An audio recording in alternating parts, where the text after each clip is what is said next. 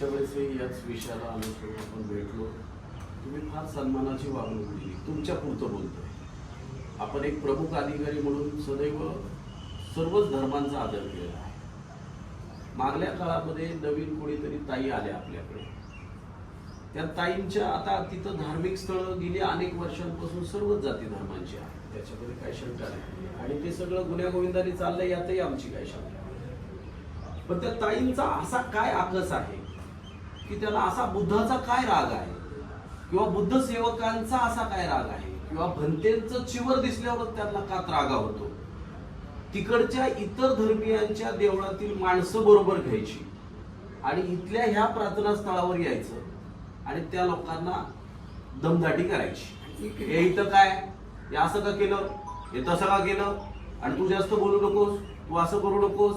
म्हणजे इतर धर्मियांच्या देवळाची माणसं बरोबर घेऊन म्हणजे त्यांच्याशी प्रेम आणि यांच्याशी द्वेष. ह्याचं कारण आम्हाला साहेब त्यांच्याकडून तुम्ही घ्यावं आणि तुम्ही आम्हाला द्यावं अशी आमची एवढी माफक अपेक्षा आहे की त्याला आमच्या मागासवर्गीयांप्रती एवढा द्वेष त्यांच्या मनात का आहे किंवा काय आम्ही त्यांचं असं काय नुकसान केलं. बाकी ठिकाणी पण धार्मिक स्थळं आहेत, मंदिर आहेत, मस्जिद आहे, अतिक्रमण केलेले, घरे बांधले, झोपडे बांधलेले. त्यांचा आम्हाला विरोध नाही, आम्ही त्यांना विरोध पण करत नाही.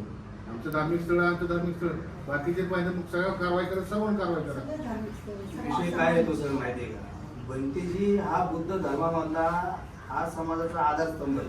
भंतेजी बौद्ध धर्म किंवा आंबेडकर अनुयायाच्या चळवळीला मार्गदर्शन करणार आहेत आणि त्याच भंतेंना जर आरे रावीची भाषा जर होत असेल तर ही निंदनीय आणि दुर्दैवी घटना आहे. अशा एखाद्या अधिकाऱ्याने येऊन कुठल्याही म्हणजे भंतेचेच असू द्या असं अशातला प्रकार नाही, कुठल्याही धार्मिक स्तराचा कुठलाही माणूस असू द्या त्यांच्याकडून अशा प्रकारची भाषा करणं ही चुकीच्या पद्धतीचं आहे.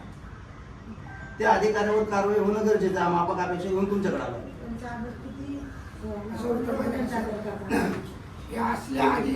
असल्या काही अधिकाऱ्यांमुळे हडपसर भेटी झालं जाईल आणि त्याच्या जबाबदार हे वन अधिकारी असतो.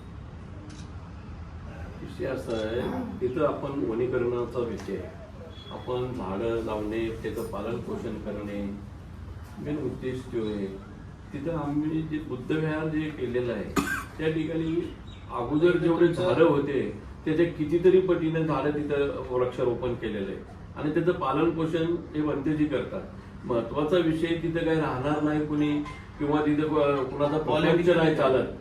फक्त तो धार्मिक आहे आणि एक नाही, तिथं सगळ्या धर्माचे देवस्थान तिथं आहे. ते देवस्थानाचं घेतो तिथं काय त्याचा रीती